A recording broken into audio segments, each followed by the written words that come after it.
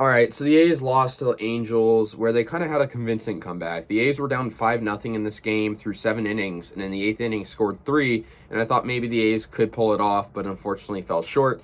5-3 final.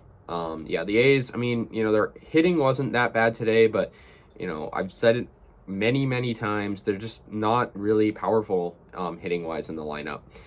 So yeah, in the bottom of the fifth inning, the Angels got their first run on a Luis Rengifo solo homer, and that was off Adam Kolarek. I mean, Adam Kolarek is not a very good pitcher, and so yeah, I mean, he gave that up. Brandon Marsh got an RBI walk. So yeah, Lou Trevino was pitching. He doesn't typically pitch like in the sixth inning, like that early in the game, but he was, and he had the bases loaded. I mean, Lou Trevino, I think, is just not. I think he definitely needs to, kind of rework his pitching. I think he'd be a lot better earlier in the innings, but he wasn't that today. He just did not do well in that moment. Luis Rengifo, once again, stepped up. He got an RBI single, and it was an infield single as well. It was sort of a botched play by the A's. Lou Trevino gave it up as well. So that made it 3-0 Angels. And Mike Trout actually scored his 1,000th career run, so sort of a milestone for him. As he scored on that RBI by Rengifo.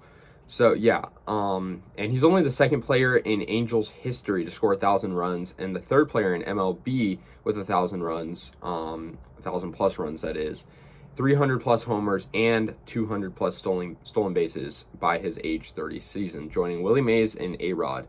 So milestone for him for sure. It's adding to that Hall of Fame career. Andrew Velasquez got a 2-run homer in the bottom of the seventh inning, and that was off Jacob Lemoyne, just crushed it to left field. And the A's were down 5-0. And at that point, I mean, the momentum was 100% on the Angels side. They're obviously been, very consistent this year with, getting homers and whatnot. The A's got on the board in the top of the eighth inning with a Sheldon Noisy RBI single, and that was off Aaron Loup. It was to right field, pretty nice hit, brought around that run from second, good base running there by Kevin Smith, and that made it 5-1. Jed Lowry got an RBI double, and he's been hitting well lately, so I got to give him that. And that brought around Noisy, who previously got the singles, so that made it 5-2. And then 5-3 after Lowry scored with the bases loaded on a wild pitch. The A's had the opportunity to very well tie this, but they didn't. Unfortunately, they couldn't get that 2-out rally, but they did make it 3-5. And Raciel Iglesias struck out Smith to win the game, and the Angels won 5-3. Of course, we beat them in the first game of the series. We're gonna play them one more time, and then we'll have some more AOS games.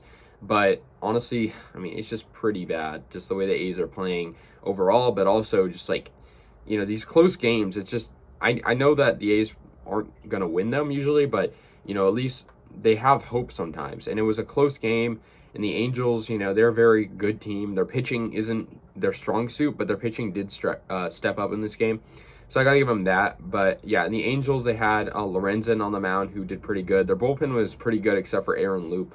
He gave up those 3 runs. For the A's, they actually had a good start from Frankie Montas. He left the game though.